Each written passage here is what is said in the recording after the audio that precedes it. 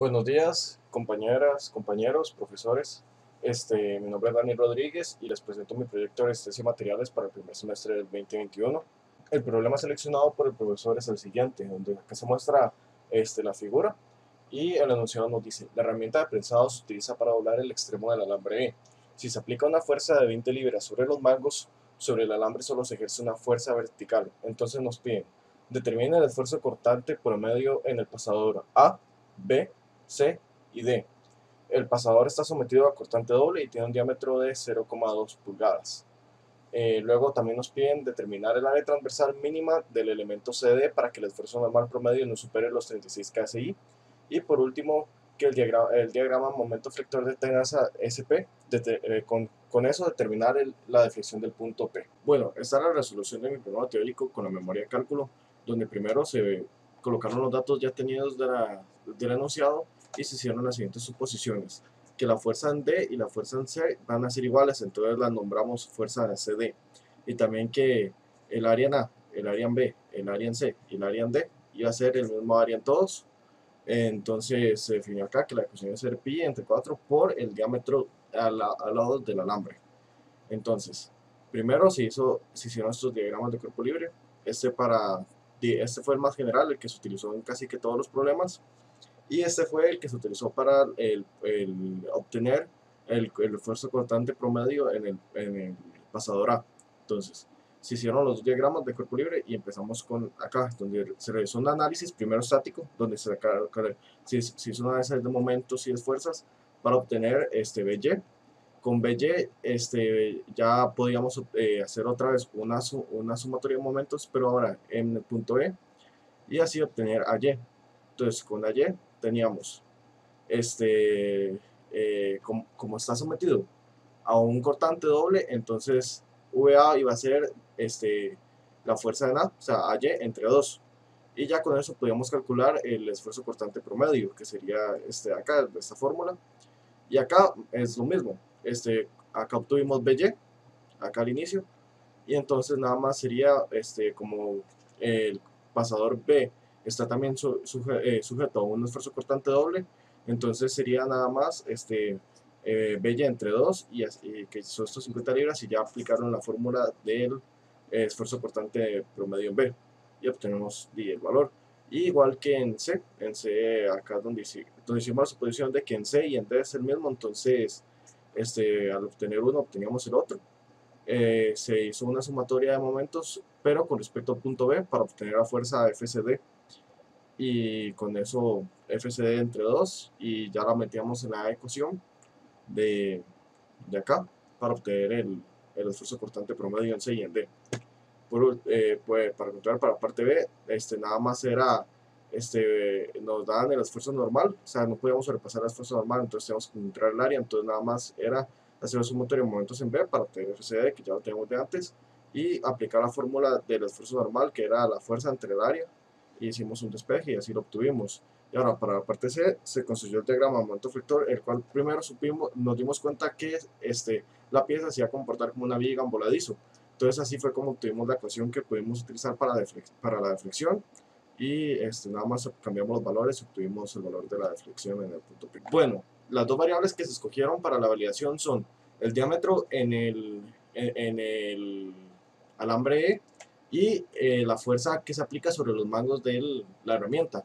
Estas se escogieron porque son las que nos han denunciado, entonces me pareció lo correcto ser las que pida la interfaz. Y se utilizó el método de evaluación de la programación porque me pareció un reto curioso, porque la verdad nunca había utilizado tanto la programación y me pareció la mejor idea para un programa de este estilo.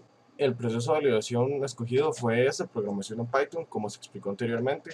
Bueno, esta es la estructura del programa que se realizó. Primero se importaron las librerías. Ojo, para que el programa funcione hay que asegurarse que estas librerías estén importadas, porque si no el programa no va a funcionar. Luego, bueno, acá se hicieron las operaciones, que son los cálculos necesarios para resolver el problema, donde se definieron como por ejemplo la fuerza del alambre, que son las entradas. También acá se hicieron cada uno de los cálculos para el pin A, para el pin B, para el pin C y D, y también las cálculos de la parte B, los cálculos de la C. Entonces acá esto imprime la respuesta. Esta función lo que va a hacer borrar lo que se encuentra en las entradas y en la respuesta,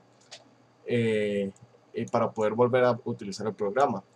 Esto acá construye la interfaz del usuario, acá se define la anchura y la altura, acá se pone el nombre, acá se define el color del fondo, luego acá se va a escribir el enunciado, donde esto crea el cuadro de texto y presenta el enunciado en la pantalla.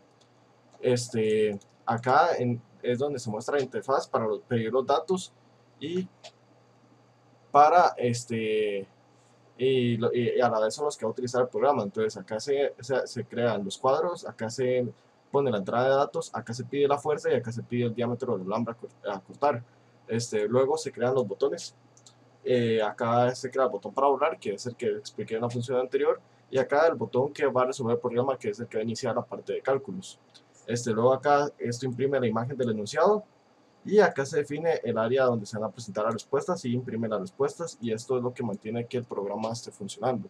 Entonces vamos a correrlo, hay que guardarlo, acá se está corriendo y acá está el programa. Como pueden ver, acá está el cuadro de texto del enunciado, acá piden los datos, el botón de resolver, el de borrar, las respuestas y el enunciado. Entonces pongamos los datos del programa, son 20 libras y 0.2. Ojo, nota colocar punto para separar decimales en el ingreso, no se puede utilizar coma. Entonces vamos a resolver y vemos donde nos tira todas las respuestas, las que pide el problema, y si la vamos a borrar, vemos cómo borra lo que están los cuadros y además las respuestas. Acá pueden observarse los resultados, los teóricos, y los de la validación, y también el porcentaje de error de cada uno. Como se puede observar, el porcentaje de error es 0%. Es un porcentaje de error tan pequeño que el mismo programa de Excel lo calcula como el 0%. Esto se debe a que el programa, digamos, la programación, la validación, no omite ningún decimal. Ese lo calcula con todos los decimales. En cambio, yo al hacer la resolución teórica, fui quitando decimales, fui disminuyendo eso. Entonces, por eso es la diferencia de algunos decimales. Por ejemplo, en la primera, en el esfuerzo cortante promedio en A, en el esfuerzo cortante promedio en B, en el C y en el D también. En el A no hubo ninguna diferencia, y en el P, en el esfuerzo normal en P, la única diferencia es que yo omití el último decimal, el último 3. Por lo tanto, esa sería la diferencia, y eso sería el por qué son diferentes los datos, a pesar de que no son, en realidad el porcentaje de error es tan pequeño que se puede asegurar que no son diferentes. Por último, para concluir, la verdad, se concluye que con el método de Python, con el método de programación, se puede realizar una simulación del problema, ya que lo que hace el Python es nada más obtiene los datos, calcula con las fórmulas dadas y entrega resultados. También se podría calcular gráficas así, pero no era lo que se pedía en este problema. Además, también se concluye de que aprendió a usar más Python. Como decía, no soy una persona que ha usado mucho Python, y el realizar este proyecto me ayudó a mejorar mis conocimientos en la programación. Y por último, también siento que los datos obtenidos con la validación y los datos obtenidos teóricamente son correctos, ya que los dos dan lo mismo. Muchísimas gracias.